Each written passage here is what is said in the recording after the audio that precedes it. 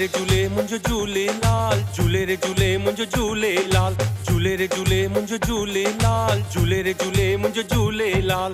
हू पाणीअ में पल्ले वारो, हू पाणीअ में पल्ले वारो, हू धरतीअ ते घोड़े वारो, हू धरतीअ ते घोड़े वारो, हुन जो नाहे कोई मिसाल।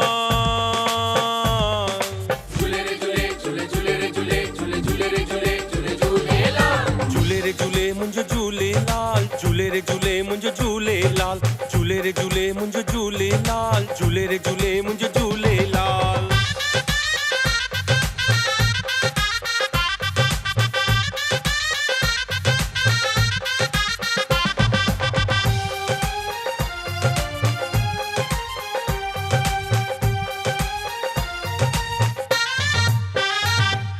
कलंगीअ वारो आला सानी, कलंगीअ वारो आला सानी, हुन जो चेहरो नूरानी, हुन जो चेहरो नूरानी, चंड जहिड़ो सुहिणो प्यारो, चिमकाए क़िस्मत जो तारो, प्रेमन खे थो करे निहाल।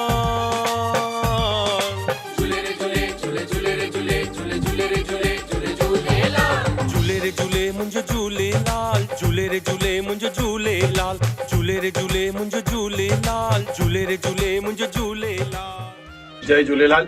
असांजी नई फिल्म अची रही आहे जीवन हिकु सफ़र, जंहिंजो गीत असां तव्हांखे ॾेखारे रहिया आहियूं, जेको अनिल साईं जे मथां फिल्मायो वियो स्टूडियो में। हीअ स्टूडियो रिकॉर्डिंग हुई, पर जंहिं महिल तव्हां फिल्म जे पर्दे ते ॾिसंदा त हिन जो कुझु वाइज़, हिन जो कुझु जेकी एक्टरनि जी एक्टिंग उहा कुझु अलॻि ई हूंदी, ऐं तव्हां 100% ही गानो ॿुधण खां पोइ त झूमींदा। इहा असांखे पक आहे। हीउ गानो लिखियो आहे ईश्वर चंद्र चंचलानी उज्जैन वारनि, जिन अॻे बि सिंधी गाना लिखी करे पंहिंजो पाण खे अॻियां मोकिलियो आहे सिंधियत लाइ। ऐं फिल्मनि जो डायरेक्टर आहे असांजो चंद्र हरदासी, राइटर आहे चंद्र हरदासी, ऐं इन खां पोइ हिन गाने जी जेका मधुर म्यूज़िक आहे उहा ॾिनी आहे बापू धोत्रे।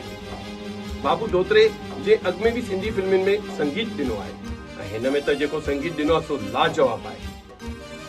अचो त इहो गीत ॾिसूं था, ऐं असां तव्हांखे इहा रिक्वेस्ट कंदासीं कि इहो अॻियां तव्हां वधाईंदा, यानी लिंक ॾींदा ॿियनि खे, इहो गानो ॾिसी करे असांखे एप्रिशिएट कनि। जय झूलेलाल।